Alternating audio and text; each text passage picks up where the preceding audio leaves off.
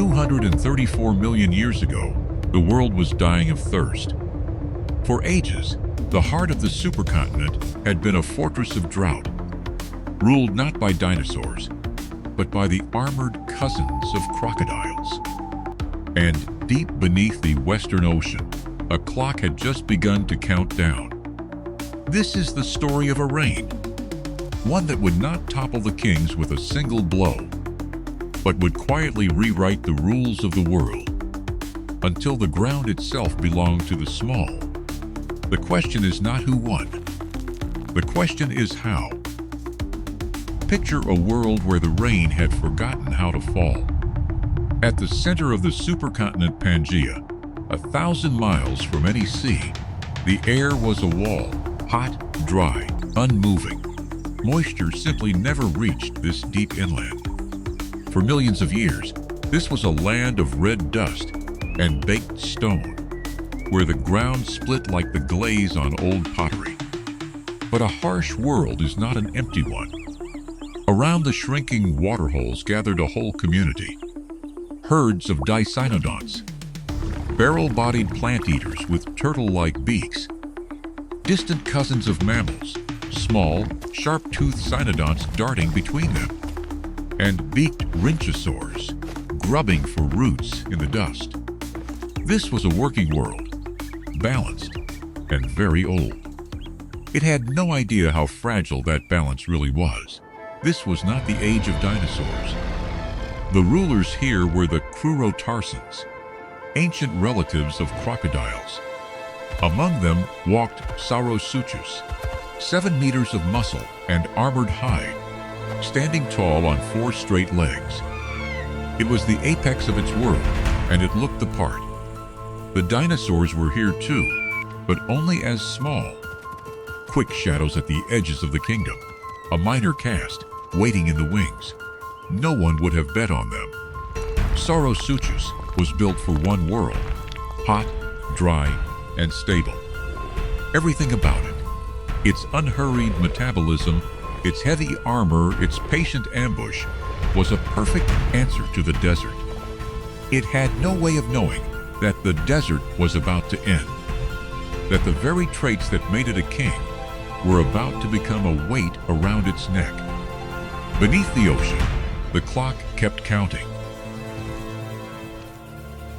How do we know this land was so dry? The rock remembers. The old desert left behind thick beds of red stone, stained deep by oxidized iron. The fingerprint of a hot, arid, oxygen-baked world. Mud that cracked and then fossilized in place. Even the growth rings of ancient wood record long, punishing dry seasons. The evidence is written in red. But far beneath the Western Ocean, the earth was about to break open. A wound in the crust the size of a continent, the Wrangellia eruptions, began pouring molten rock into the sea. And with the lava came something invisible and far more dangerous. Carbon dioxide and sulfur forced into the sky on a scale the planet had not seen in millions of years. The carbon dioxide did what it always does. It trapped the sun's heat. The sky became a dome of heated metal. Temperatures climbed, and as the oceans warmed, they began to breathe water into the air. Vast amounts of it, rising, gathering into cloud. The planet was a kettle, and it was coming to the boil. And here is the part the story usually gets wrong. This was not one endless rain. The carbon locked in the rocks shows the climate lurching, wet, then dry, then wet again. At least 4 separate pulses of humidity spread across roughly 1 million years. The world was not drowned once. It was struck again and again and again until the ancient order simply could no longer hold. And then the wall broke. For the first time in an age, moisture pushed deep into the dead heart of the continent. The first hot, heavy drop struck the dust. The countdown had reached 0. The rain did not fall gently. It fell on ground baked too hard to drink it in. So the water ran and pooled and tore. Canyons that should have taken millennia to carve were cut in a fraction of the time. The fortress of drought was being washed away. This was more than weather. It was chemistry. As water soaked into iron-rich red rock, the minerals themselves began to react and change. And across the land, the deep red of the old desert slowly bled away into pale gray and green. The earth was not just getting wet. It was becoming a different planet. And this was not a local storm. From the shallow seas of Europe to the deserts of the Americas, the same signal appears in the rock all around the world. Coral reefs faltered. Life in the oceans turned over. Whole groups of plants and animals appeared and vanished. The entire planet was passing through the same doorway at once.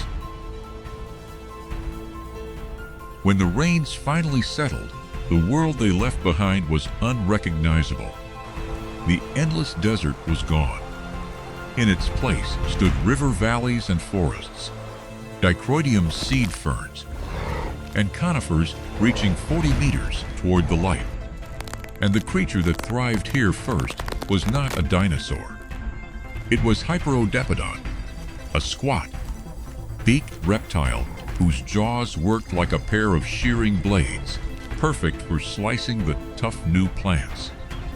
In these valleys, it became the single most common animal of all. It had won. For now, not everyone thrived in the New World. Ischigualasto had been one of the giants of the Old Order, a tuskless, beaked plant eater the size of an ox, once among the commonest animals alive. But in the remade valleys, its numbers were quietly thinning. Layer by layer up through the rock, the giants grow rarer. The world had not killed them with a single blow. It was simply moving on without them. Not every old strength survived the change unscathed. Aetosauroides had carried its armor for millions of years, rows of bony plates that turned aside almost any attack.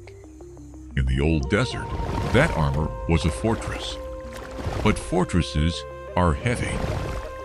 In a world of soft new mud and swollen rivers, that same weight now worked against it, dragging tired legs deeper with every step.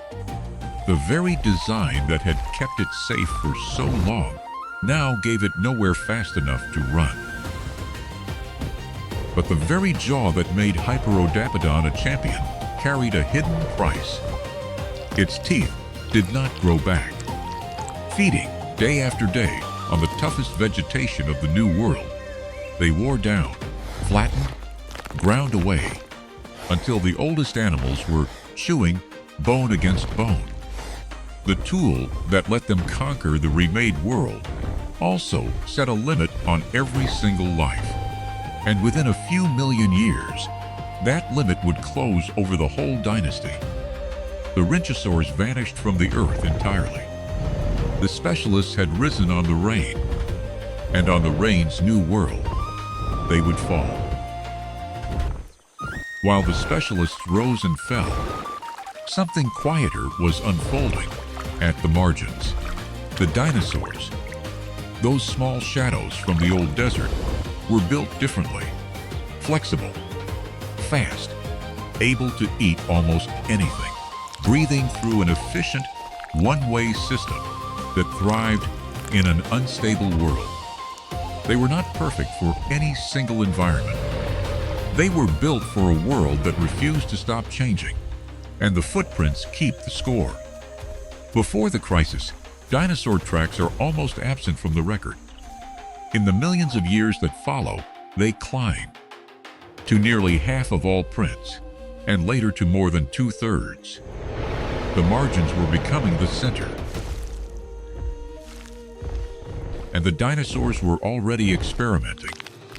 Herrerasaurus was a hunter, 4 meters long, running on 2 legs, armed with blade-shaped teeth for meat.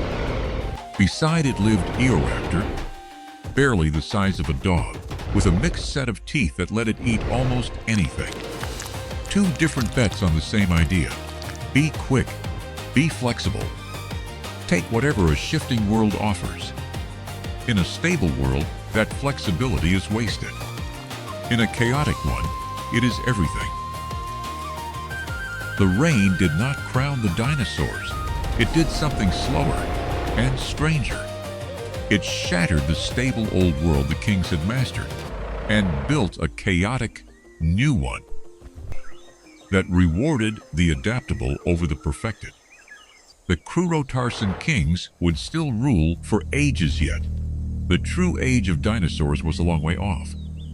But the door had opened, and standing in the new light, the small survivors of a dead desert had quietly become something else. The heirs to a world remade by rain. How do we know any of this? From the rock itself, from carbon locked in ancient stone, recording not one endless downpour, but at least 4 separate pulses of a wetter world, lurching back and forth across roughly 1 million years. From red beds, bleached pale by chemical change, and from footprints pressed into Triassic mud and red, layer by layer, by scientists today. The link between this rain and the rise of the dinosaurs is still debated. A leading idea, not a closed case. But it leaves us with one haunting question. Without those million years of chaos, would the dinosaurs ever have had their chance at all? There is one last twist. The dinosaurs did not appear during the rain. They had already existed for more than 10 million years before it. Small, rare, and going nowhere. It took a global catastrophe to turn a minor caste into the rulers of the next 200 million years. Sometimes, it is not the strongest who inherit the earth. It is the ones who happen to be built for the day everything changes.